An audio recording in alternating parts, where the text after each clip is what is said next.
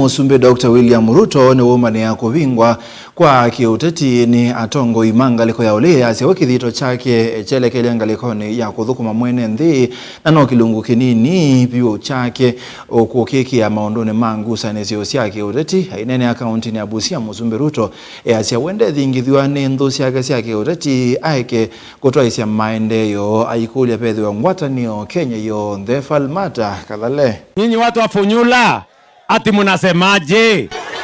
President William Ruto ni waendea kukima angaliko ya ulei aima weta hata matena mubango wakwa ilianzia Kenya na kanawea kwetia kuthukuma Kenya na yatomea kilungu chai mwe yuluwa yana chai vinda yake kumasungia. Kama munaletea mimi kisirani mimi nitawabebea ama namna gani? Hawa watu walisema hawana agenda. Mimi 1% of my time I will deal with you.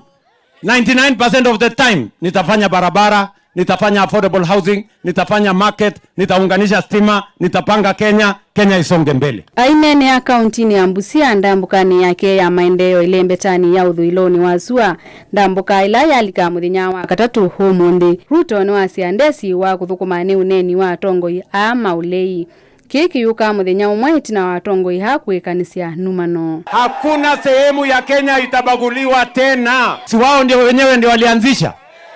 Ati mimi nimekonda. Sasa mimi nataka niwaambie nyinyi, niliwaambia jana endeni mjiangalie kwa kioo. Tumbo karibu inamwagika. Kichwa imefura karibu inapasuka. Sasa mimi nimepunguza chakula.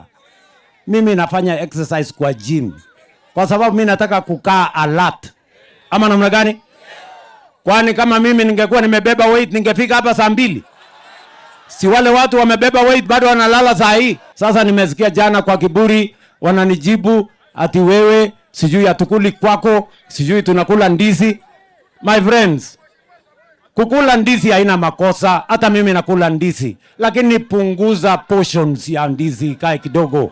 Mimi sijasema mnakula kwangu, na kama mungekuwa mnakula kwangu vile mimi ninapunguza mambo ya chakula, ningewaambia ningewapunguzia pia hata na nyinyi. Kavindane kau President Ruto ni wendekethia ngwatanio kati wa atongo ihonde bate kusisia misingi ya kikabila wala wakathi ya ngwatanio serikali ni nzanzau broad based kati wa chama cha UDA na chama cha ODM. Si tulikubaliana tuache siasa ya ubaguzi, tukaunganisha Kenya Kwanza, UDA pamoja na ODM, tukatengeneza serikali ya broad based.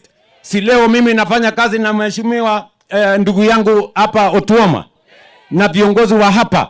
Hata kama tumechaguliwa chama tofauti, sisi wote ni viongozi na hawa wananchi wametupatia nafasi ya uongozi, tupange mambo ya maendeleo yao ndio Kenya iweze kubadilika.